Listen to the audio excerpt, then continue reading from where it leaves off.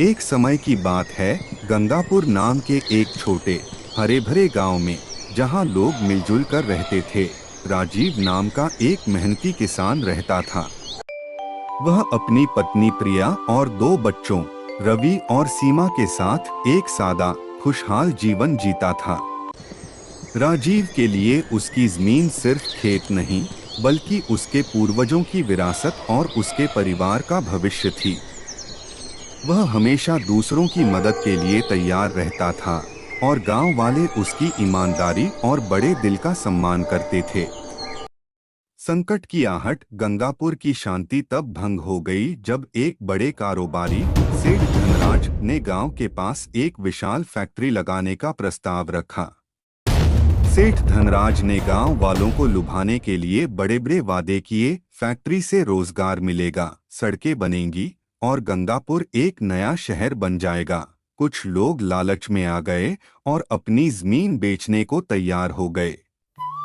लेकिन राजीव को यह बात सही नहीं लगी।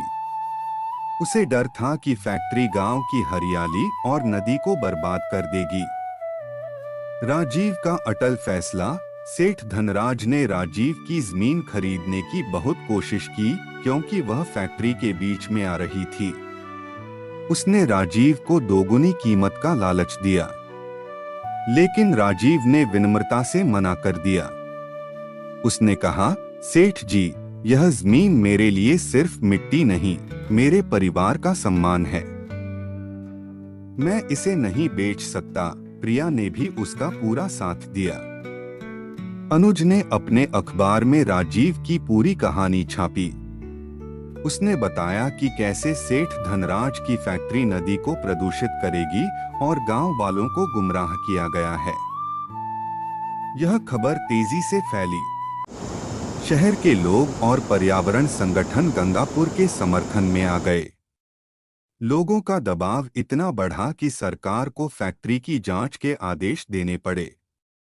जांच में सेठ धनराज के सारे गैरकानूनी काम सामने आ गए। फैक्ट्री का काम रोक दिया गया और सेठ को गांव वालों को उनकी पूरी कीमत लौटानी पड़ी। गांव वालों ने राजीव से माफी मांगी और उसका सम्मान पहले से भी ज्यादा बढ़ गया। सबक और प्रेरणा। राजीव की कहानी हमें सिखाती है कि सच्चाई और ईमानदारी का रास्ता भले ही मुश्किल हो, लेकिन अंत में जीत हमेशा उसकी ही होती है। राजीव का जीवन हमें सिखाता है कि असली धन पैसा नहीं, बल्कि सादगी, मेहनत और नैतिकता है।